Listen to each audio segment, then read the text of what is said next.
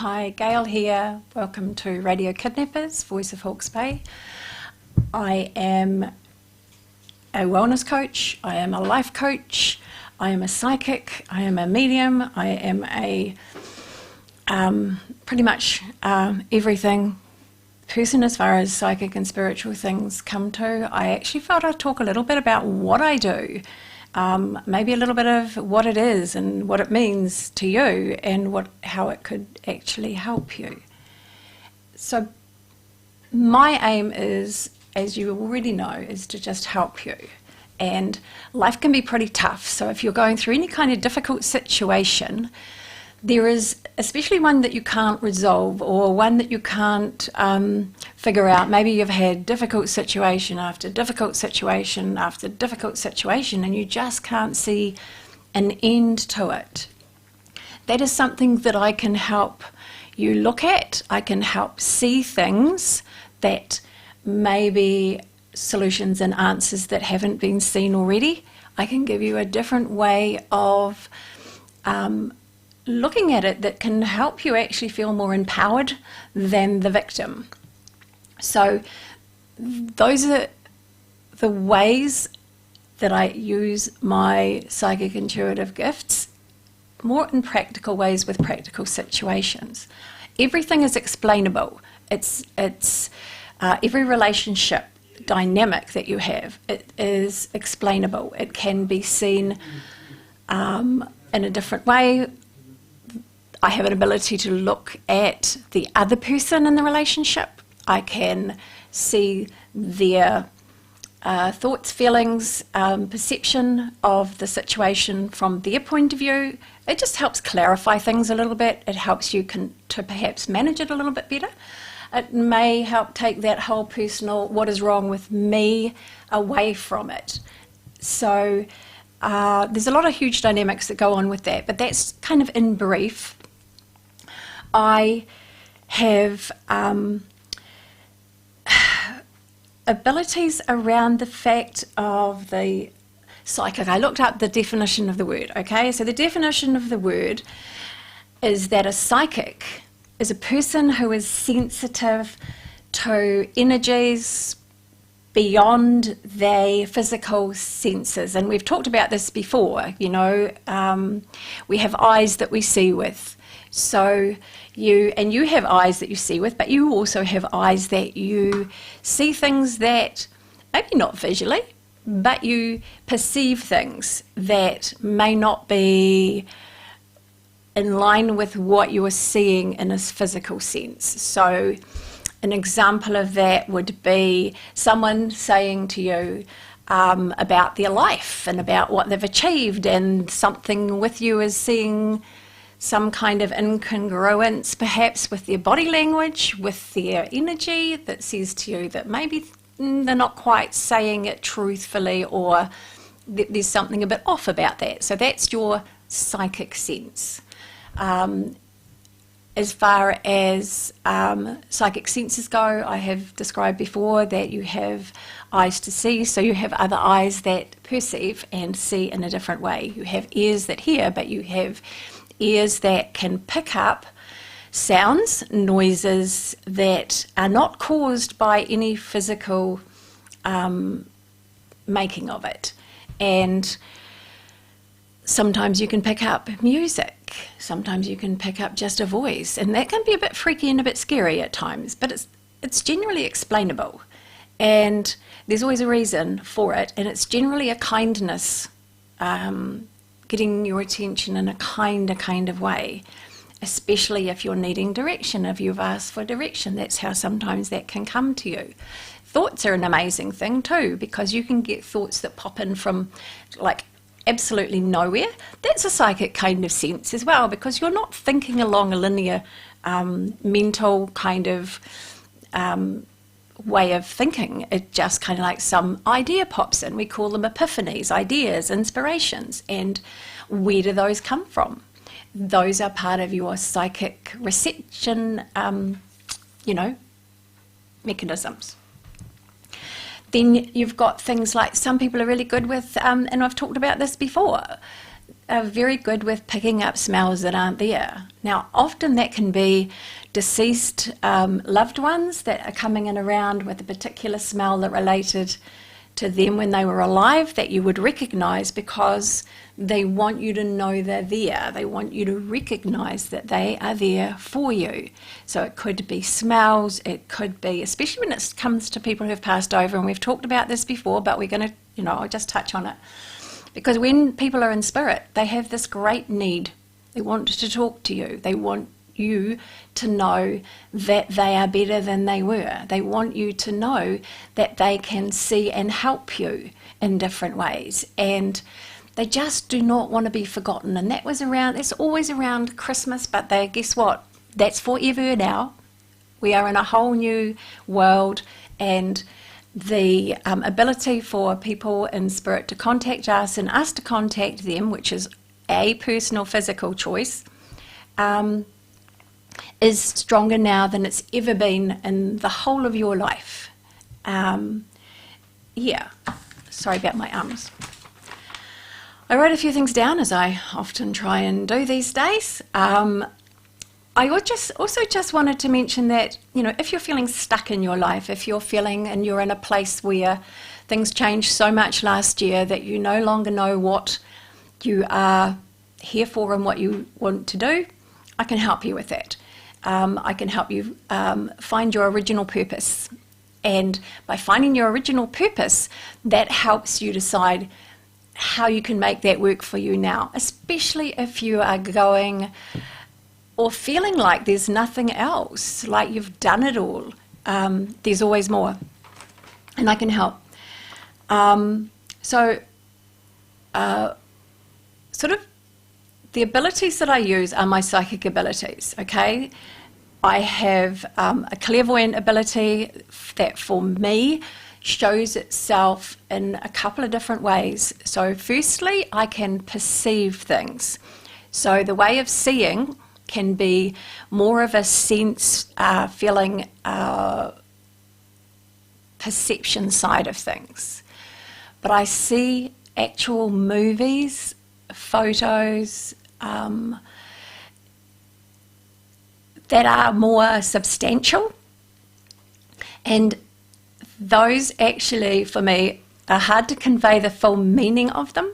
I am waiting for somebody from this year onwards, and it will happen, that can actually pick up brainwaves that will create images that you see onto a screen that others can see. I'm waiting for that. There's some clever person out there that's going to do that. I've seen this for a couple of years as in a possibility. It just helps then take the human aspect out of it. Us as human beings, we do have personal opinions, we do have egos, we do have judgments on different things in our lives, and any psychic who hasn't connected in a spiritual way where they can remove those opinions, beliefs and ego from the situation doesn't necessarily give a very clear, full, deep understanding or information around it. I tend to go too deep, so then I have to peg it back and bring it back to the practical. So that's my challenge, I guess. So as a clairvoyant, you can see other things. For instance, I look at past lives. Now, they pop up. If there is a situation you have with a relationship, they will just pop up in front of me. I will see what I see. I will read what I see. But the context of it is it's like there's a whole lot more in that I'm not able to articulate. I can give you the broad aspects of it, and then I can go further into detail if needed for greater clarification. Now, and I've said this before again, if you're not really comfortable with past lives, that's okay. You have ancestors, and they lived lives, and they lived at different times, and they had different interactions. And if you're with a partner that you're having certain interactions with, then likelihood is your ancestors in some other time somewhere else had something to sort out with each other. one may have been harmful to the other. So therefore this lifetime, that person gets a chance to have a little bit more control in their lives, a little bit more say in their lives, a little bit more ability to balance the scales. And it is our self-responsibility of how we deal with that, whether we deal with that from a high viewpoint or whether we go, damn it, you deserve this kind of viewpoint. So another aspect is of what I do. I just want to try and explain it more fully, because I don't know if I actually ever have, that I also can talk to the dead to an extent, and generally in the morning I try and stay away from the sink, but if I'm wandering around the house and if I'm doing my bits and pieces, I get information. For me, information never ever stops. I get it all day, every second, every minute. Keeps me company. It's really good. And I call it downloads of information. Sometimes it's about the world and what's going to go on in the world, and sometimes I actually don't want to know that much, but I'll get it anyway. If I have a curiosity, if I've had somebody who's actually contacted me about a question, I'll get maybe information for them. If I've had someone who's going through difficulties that I've been helping in an energy form, I do a lot of energy work where I put out for their well-being. I'm a sort of like a spiritual healer as well, so therefore I ask angels and spirit guide healers to help a person if they're going through a difficulty like that. And if I'm doing that kind of work, then I'll get, during the day, randomly, I'll get information for that person. Often it'll be with that person's name. If I haven't met you and you're coming to see me, I will get information, and it's all pretty random. And I do sit down before anybody comes to see me and I write things down about that person. I will use your first name and tune in. If I don't have a first name, I'll tune in anyway, because you have a time to come and see me. So the time is, then I tune in on you and then I get information, I write it down so that I'm prepared before you come. Before that, when I'm just wandering around the house doing bits that need to be tidied up, I'll get information, but I won't necessarily know where it fits if I've got about, several people coming. So it often will, about the only time it does, pop in again when I've got that person in front of me. Now, sometimes that is a loved one. And some of the information can be pretty kind of like weird, if you like, definitely not relevant. But it's a way that Spirit has of introducing themselves. So they don't go, hey, I'm Tony, not to me. Because I think I've said to you before, names, I can't fit people with their names. I work on a very holistic way of your body. Everything that you are, every aspect of who you are, and your name only defines this physical part of yourself. So, and I forget it. I forget your name, and I'm really sorry, because I know how really important names are to identify you. But I do tune in more completely to you. So I start drifting. So if someone comes in and they give me some kind of random thing, I'll go, okay, and I just put it to the side because I don't necessarily know who it is for. And generally, because my mind is very busy and there's all sorts of information coming in left and right, plus what I've got to do of the day, things can slip by, but sometimes they come back. When the person is in front of me, when you are in front of me, information that is important for you always comes through. And whatever's the most important, because we only have an hour, is what comes through. So I'm telling you about the different areas that I work in because you can tailor make a reading for yourself or a session for yourself. So yes, I'm a tarot reader. Yes, I can give you a reading for what's coming up in the next few months. It's really interesting. I have not been allowed to get past June at this stage, which I don't want to find out about. I don't want to look about. I'm just going, okay, so the first 6 months of this year are very important to you.